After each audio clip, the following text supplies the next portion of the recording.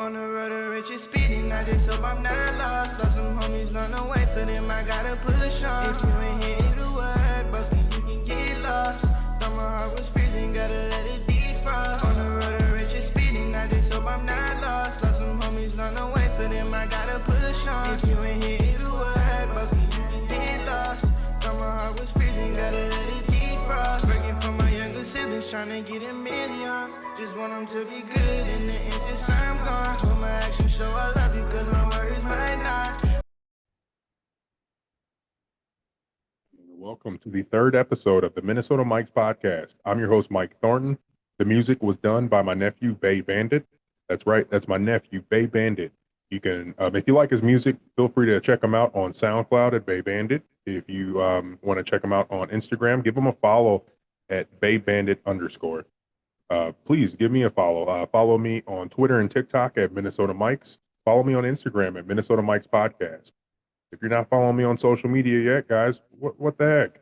Show some love. Go ahead and give me a follow if you can. I'm trying to grow this podcast, and pretty soon I'm going to get into just the state of the podcast and how things are going and why this thing. We got something good brewing. Let's just say that we got something good brewing, and the analytics look very good. And the first week was extremely encouraging. So thank you so much for the support. So before we get started, I'd like to go over some quick corrections. I'm certainly human and not perfect. And, I'll say first episode, I was so nervous. I was just so nervous that I don't think I truly, there wasn't a ton of errors, but I wasn't very comfortable. Second episode, I was extremely comfortable, but there was a few whoppers in there. And so I want to go over those. The first one, I very passionately proclaimed that the Golden Gophers were going to win the SEC West. What?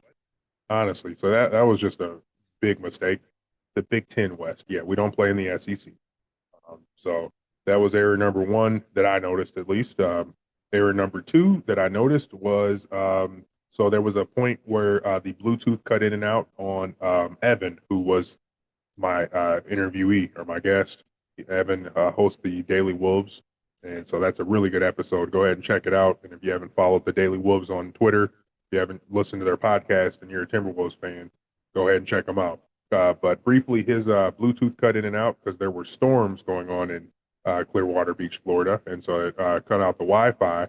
And I told the audience, apologies for the Bluetooth cutting in and out. You may have heard that there's random spurts of hurricanes where I'm at in Clearwater Beach, Florida. Once again, what? There were no hurricanes, at least not that I know of. I meant to say storms. So we'll get this all cleaned up. It's just me right now. It's me doing all the edits and the social media promotions and all that jazz. And so, we're not at the point where I can afford to hire people. There's no interns here or anything. But based off of the analytics, I think that, this thing can grow and we may get there at some point. And I'll tell you why in a sec. And actually, that's where we'll go at now. Let's get into the state of the Minnesota Mike's podcast. What's the state of this union? The state of this union is strong. I want you all to know that. How should I put this? Well, clearly we smashed the goals that we were aiming for. So there's been well over double-digit downloads. I thought that the first week I wouldn't get 10 people listen. Over 70% of the people who start this podcast finish it. That's a very high number. At least that's a number that I'm pleased with, especially in the beginning, as I hope these episodes just keep getting better and better and better. So that's great. A big thing is this. So it's really tough to find references online, if your podcast sucks or not. Is it doing good? Just because it's so relative, right? Some podcasts may naturally be able to scale to thousands of people, and some are not so much. And but regardless, generally speaking, if you have, from what I found, if you have over 26 downloads in a week, you're in the top 50%. This podcast is well into the top 50%. I mean, episode number 2 has like nearly 30 downloads already. I think it's at 29, and it's only been dropped since Saturday. I mean, episode number 1 is more than double the 26. So we're getting some strong feedback, and again, it's just me for the moment. So and I'm not a former athlete. That's at least not a well-known one. I don't have I'm not Insta famous or TikTok famous. I don't have some huge social media following. I'm not dating or married to a celebrity. So there's really no reason for a lot of people to check my podcast out. But nothing other than a lot of passion that I have, a lot of drive that I have, and a ton of support I've had. I've got good friends that have given me constructive criticism and helped me along the way. I've got a very supportive family. I want to shout out to a lot of the folks that are on the Gopher Illustrated 24/7 Sports message board. A lot of those people have showed me a lot of support.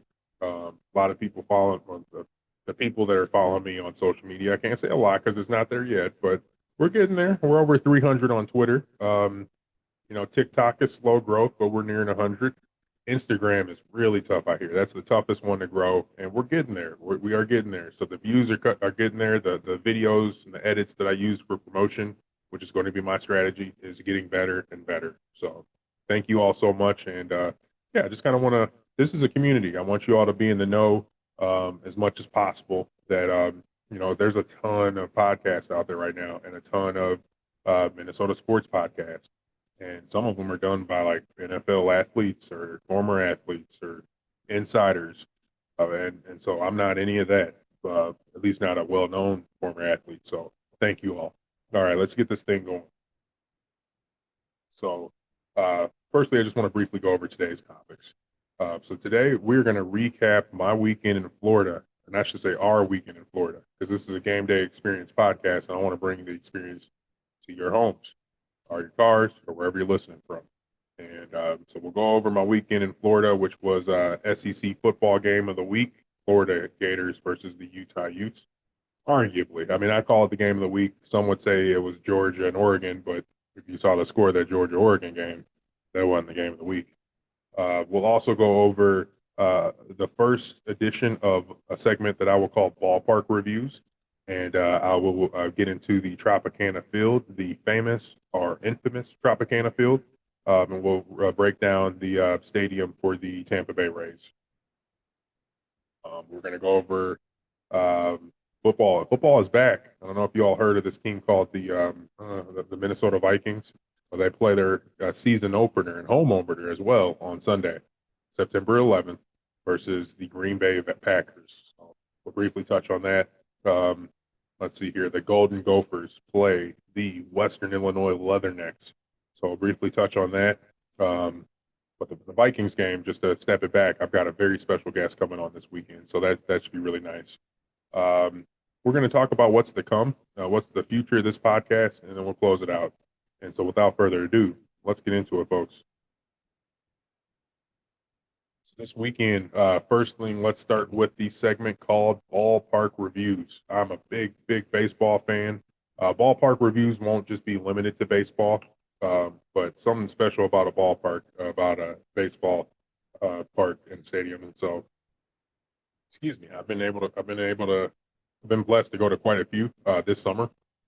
I haven't been to all of my life, but this summer I've been to Camden Yards in Baltimore, Busch Stadium in St. Louis, Missouri, Wrigley Field in Chicago, Illinois, of course, Target Field in Minneapolis, Minnesota, and now Tropicana Field in St. Petersburg, Florida, where the Tampa Bay Rays play.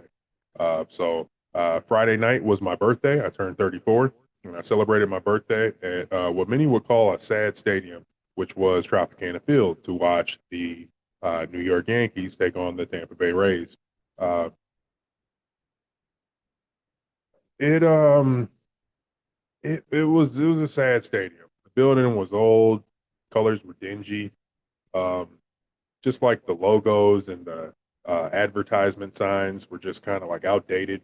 Even Tropicana, even even Tropicana's logo looked like it was from the 70s. So it was just kind of sad. It was really weird building. I sat in the double decks, the 200 level. There's 300 level as well. And so first, let me just slow down. I love things. I did have a good experience. So that's first and foremost. If you like baseball, I think it's a destination that's worth going to. Tampa Bay Rays are a pretty good organization. Their team's usually competitive. This year, their team's very, very good, and they beat the Yankees something fierce, 8-0.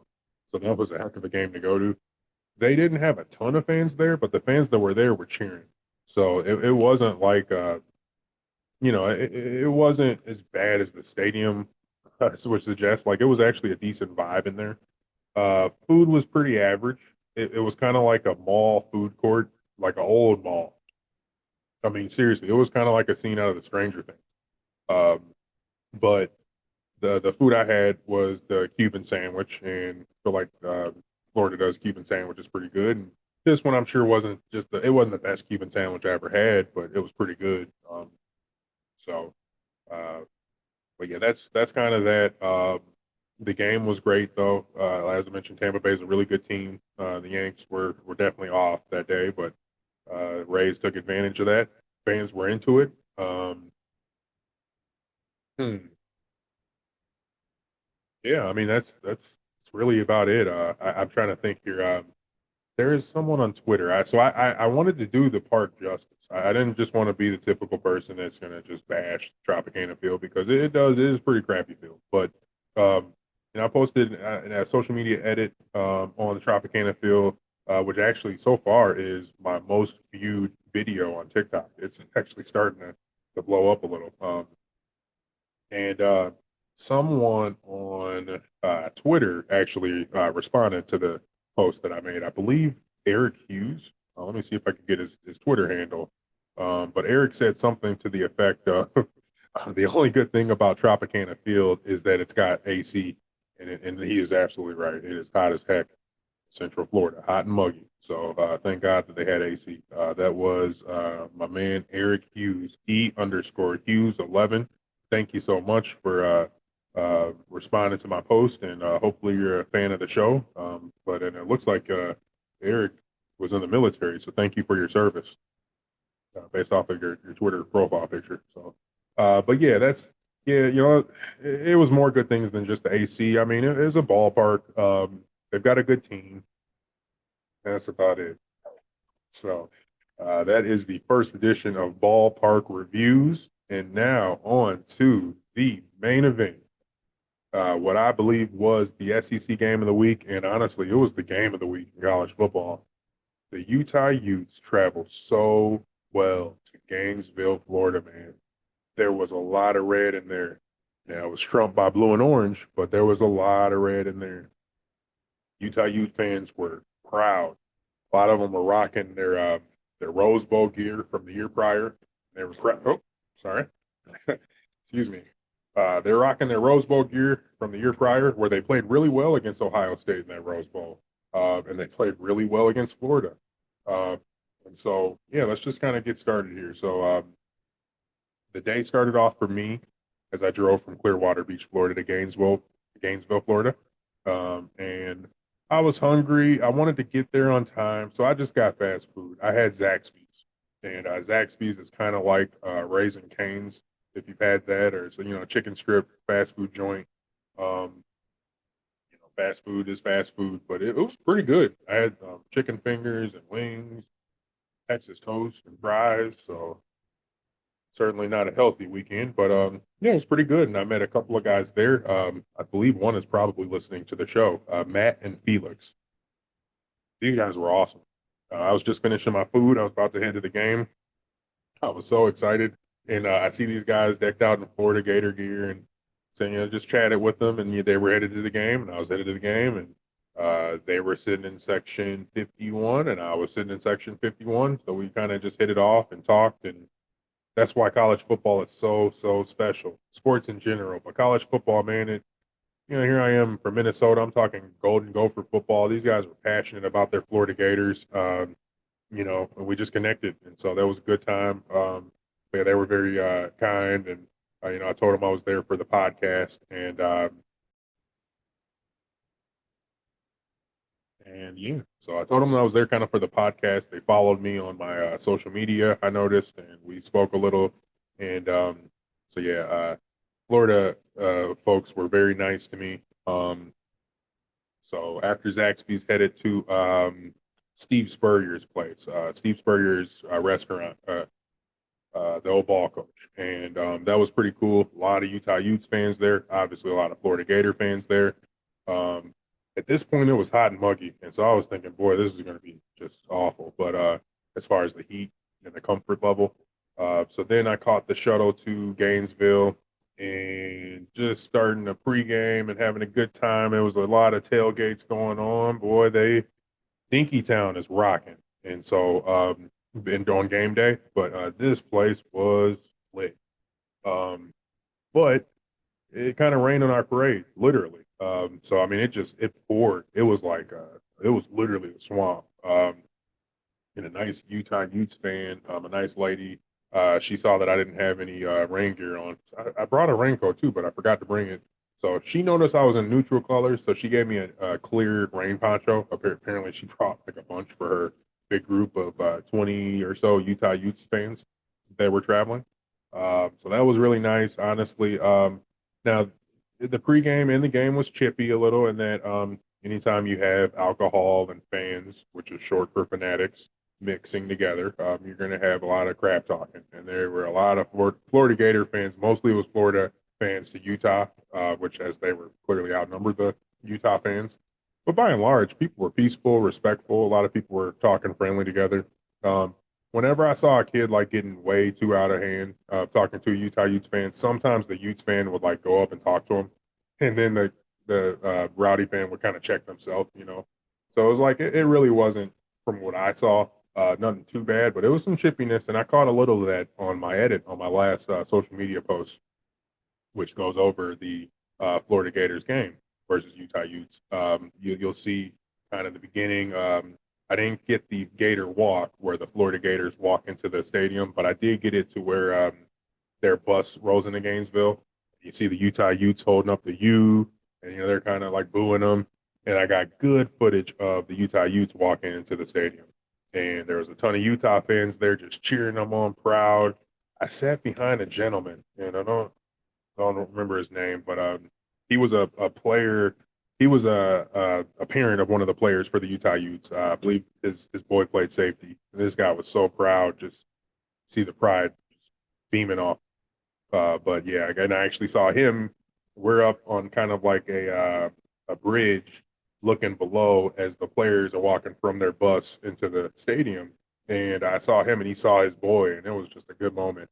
But it was a lot of Gator fans there, and they were doing the Gator chomp clap, and they were talking crap. They weren't throwing anything, but they're doing just about everything else. Um, so it was already pretty heated. Um, and so yeah, the game. So here's the deal. Well, I'm going to go into the game day experience. SEC football is something else. They love their Florida Gators. They love football. Um, it was, and it wasn't like you've seen a lot of young kids there on their phones and stuff. No, like the young guys were dressed up. You've seen a lot of young ladies in dresses and like sundresses and stuff. So yeah, it wasn't like you know old school dress, right? But it was a big deal. And if you go to the Gopher game, you're gonna know the rouser, because we sing the rouser a lot after every touchdown, before the game, after the game. The Florida Gators had a ton of chants. They had their fight song. They had things they would do whenever they kicked the ball off. And the chants, I noticed, like it made the fans smarter. Like the fans weren't booing a lot of people they weren't booing their team. They weren't saying screw you refs, or excuse my language there. They weren't and when you would hear fans like chirping at the refs, you would hear other fans out there saying, "Hey, cut it out. We're not Tennessee." So like this was a very educated fan base. I would say probably more so than the Golden Gophers fan base, and we got a good fan base. But you could tell that these guys have been watching football games for a long time. You know, if the other team score and then the balls get kicked off, like they went right into their cheer. They had their own deal. They would do the chomp, and so it wasn't just like a sulk in the moment. So I noticed that. What else did I notice about the game? I guess let's get into the game. I'm not going to go over a ton of stats. I'll just say this: the two quarterbacks were very good. Utah's Cam Rising was awesome, and the controversy, if anything, is that they lost by 3 points, but many Utah fans may tell you that they actually won that game. Um, there was a goal line stand, and Cam Rising looked like he may have punched it in. They reviewed it, and they said it was no touchdown. I saw a replay. It looked like it could have been good. I'm not saying it was. So, but I will say the Utah Utes fans that I was there with and that I traveled or that I shuttled from the game with to my car and, from my car to the game. But afterwards, like none of them, had excuses. They all said, we got beat. Florida went out there and won that game, and they did. But yeah, Cam Rising had a really good game. He was multifaceted. Anthony Richardson. Anthony Richardson's a bad man. He is a bad man. Let me just say this is the statistics that I will go over. Let me see if I can pull up my man here. So he is Anthony Richardson, sports number 15 for the Gators, and he reminded me of another player that played for Florida that wore number 15. Many of you may know who I'm talking about. That is none other than Tim Tebow. Yeah, I'm not trying to throw those expectations on him. Tim Tebow is one of the best college football players of all time. I think Anthony Richardson has a chance to be an even better pro player. But yeah, he's just really good. So 17 of 24, 168 yards, 94.8 QBR. Pretty solid. That's like Tanner Morgan-esque right there. Meticulous, methodical, death by 1,000 cuts. Rushing, 11 rushes, 106 yards, 3 touchdowns. What? That's like Mo Ibrahim-esque as a quarterback. I mean, and it was, if you watch the game, he had big plays at the right moments too. He was clutch. Again, and the Florida Gators O-line did very well against a very stout Utah defense.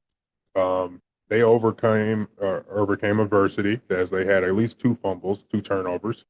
So they were able to overcome that. And Utah's offense was solid. They were really getting that change in the middle of the field with their 2 tight ends that, to me, looked like really good tight ends, big old tall dudes.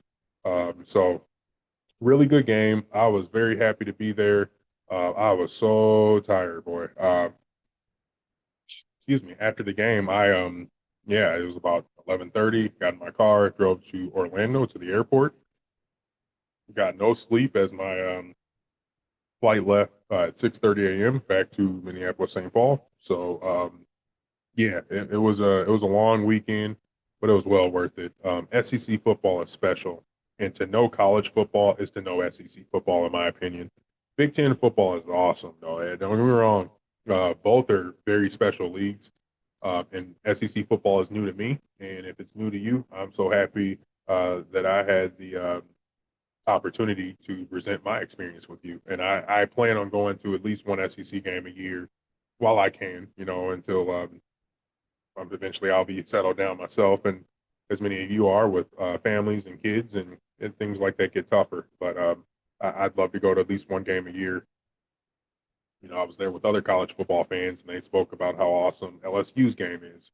I hear Alabama's game day experience is really cool. So definitely plan on going again. But yeah, my experience was really special. It was just, yeah, let's just leave it there. It was, and I will say the end of the game. Okay, so excuse me. The game ends on a Cam Rising interception. Cam Rising threw a ball in the goal line. Boy, Utah fans had to be hurting. I almost felt good for Florida fans because you could feel that nervous energy. How many times have you been at a game cheering your team on, and it's like a tough game, and it's kind of sucks. You're either in for a really bad heartbreak, or you're in for the thrill of victory or the agony of defeat. And in this instance, Florida had the thrill of victory, and unfortunately, the Utah Utes fans had the agony of defeat. So that was tough. But that last play, I mean, I wasn't a Gator fan, but the interception, I even stood up and pumped my fist, and it was just the ambiance of people around me, so happy. So, I mean, the poor guy sitting next to me to the left, he was hurting. And I mean, his lady, who was also a Gator fan, but he could tell she wasn't probably in the trenches as much as he is, and she was almost consoling him. And I was like, man, that reminded me of my mother with my father whenever he'd watch the Cardinals playing baseball growing up. So But yeah, you could see the pain in them just with the game and how tight it was. It was hats off to Utah. And like I said in my prediction, which was last week's episode, the logic led to Utah winning. It just had I just felt like in my heart of hearts that Florida would win, and they did. But there's no shame in losing to the Florida Gators at Florida. And it's a non-conference game. I mean, if Utah takes care of their business in the Pac-12, and it looks like they could be able to do that with Oregon just getting blown up by probably what is a very good Georgia team. But if they take care of their business, they could very much make the playoffs still. So hats off to Utah, hats off to Florida. Just a very special experience. Okay, we'll keep this thing going here. So there's a big game coming up on Sunday. The Minnesota Vikings are playing the Green Bay Packers. And because of that, my next episode, I'll have a very, very special guest on who knows Viking football. And so we'll kind of get into that game breakdown. What else do we have upcoming this week? The Golden Gopher football team will play the Western Illinois Leathernecks. Now you may notice Gopher fans that I don't I like to cover the games, but not a ton. Got a lot of podcasts out there. There are podcasts that just do Gopher football and do a good job of it, and I like those podcasts. I love Ryan Burns, Chip Scoggins, and Justin Guard. They do a great job on Pairing a Spare.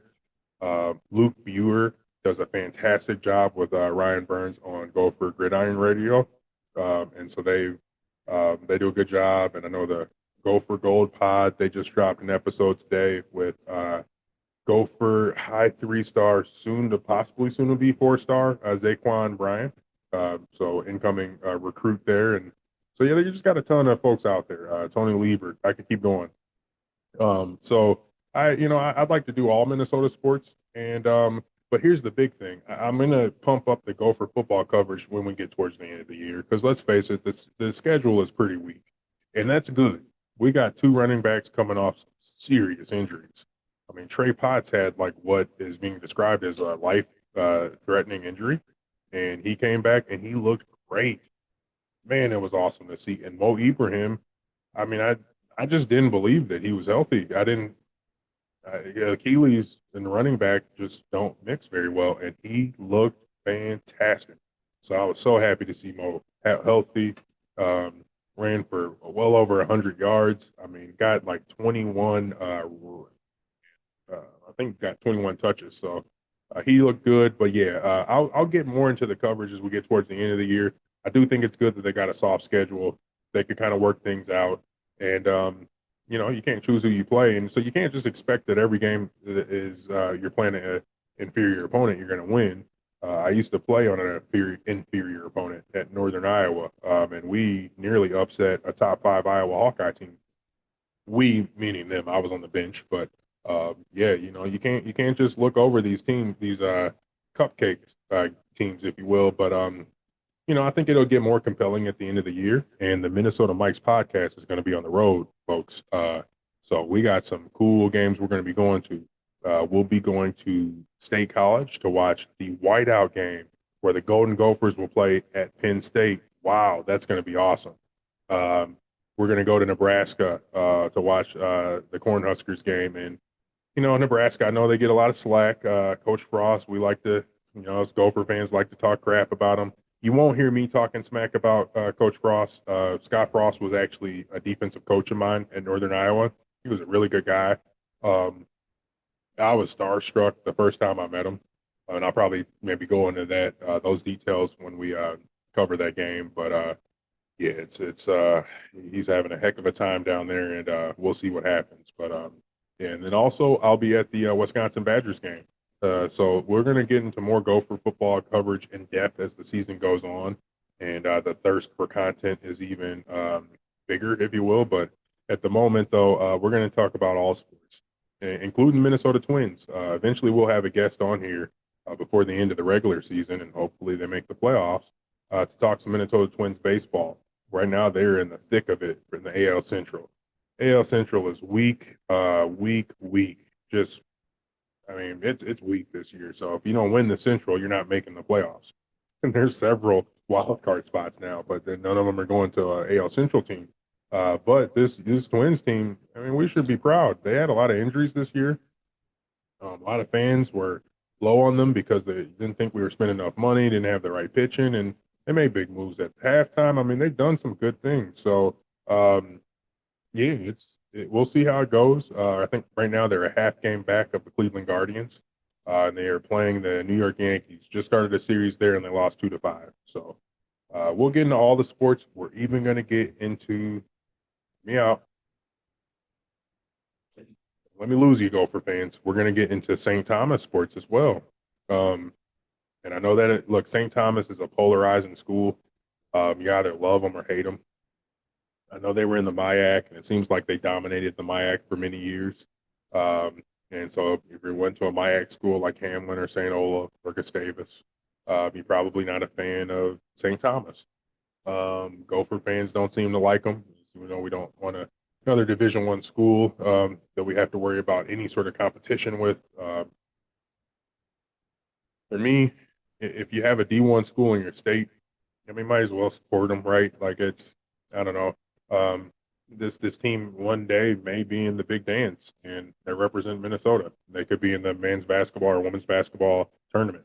So they could be, upsetting North Dakota State one day or South Dakota State. So for me, I'd like to support them. I'd like to see them, have a successful transition from Division III to Division I. Are you kidding me? That's awesome. And so we do have a special guest that we're working on now that's on one of those teams, and we're going to do our best to get that interview up and running soon. I plan on covering one of the games too, which is the Davidson game. Davidson's projected to win the Pioneer League. I believe that game is on October 1st. Don't quote me, but yeah, that's the game that I'll be covering.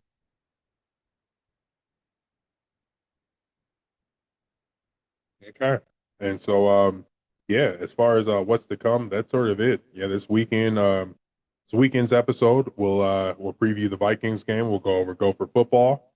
We're working on some cool interviews here. We've got one lined up for this weekend. We've got a possible lineup for next weekend, and I'm working on some women's athletes. So women's sports is going to be covered on this Minnesota Mike's podcast, but unfortunately, your host is not really an expert there. And so to do the ladies justice here, I want to make sure that we get experts and athletes on here. So your host can get caught up to speed, and perhaps some of the audience members could too, because I do think the future of sports is going to be definitely not male dominated, in my opinion. So yeah, that's what's to come. You stay tuned, man. This is going to be this is a really cool community we have here. It's special. Sports is special. I want everybody to know how special it is. We're lucky in Minnesota. We got all the pro teams. We've got multiple Division I college teams, Division I hockey. We've got 12 Division I teams. In all seriousness, I mean, seriously, we got 6 or 7 D1 hockey teams. That's a big deal. This is the state of hockey, and sports is just great. I mean, you'll hear me reference my father a lot, and that's why sports is important to me, because I saw him and how important it was to him, and just how it brings us all together. No matter where you're from, who you are, who you vote for, what you like, who you listen to, none of that matters. Sports is football is an even playing field, and so that's why it's special to me. And I hope that I can, elaborate and just present through my lens, and hopefully give you all a good perspective or experience on why sports is special. And I'll hope to improve Minnesota fan bases. But until then, I hope you all have a very, very special week. Let's make it a great week. And just remember, we're all on the same team here at the Minnesota Mike's podcast. Thanks, folks. Have a great day. Steady heading. Don't nobody see the vision till after you made it. On the road and rich is speeding. I just hope I'm not lost. Lost some homies run away for them. I gotta push on. If you ain't here, it'll work. Busky, you can get lost. Thought my heart was freezing. Gotta let it defrost. On the road and rich is speeding. I just hope I'm not lost. Lost some homies run away for them. I gotta push on. If you ain't here, it'll work. Busky, you can get lost. Thought my heart was freezing. Gotta let it defrost. Young, black, and wild, and I know they hate it. Since I was a youngin', I've been counting payments. Open up the legs, it's got fans waiting. Let the hit us head, that's my motivation. On the road to riches, speeding, I just hope I'm not lost. Lost some homies run away, for them I gotta push on. If you ain't here, it'll work, Busky, you can get lost. Thought my heart was freezing, gotta let it defrost. On the road to riches, speeding, I just hope I'm not lost. Lost some homies run away, for them I gotta push on. If you ain't here, it'll work, Busky, you can get lost. Thought my heart was freezing, gotta let it defrost.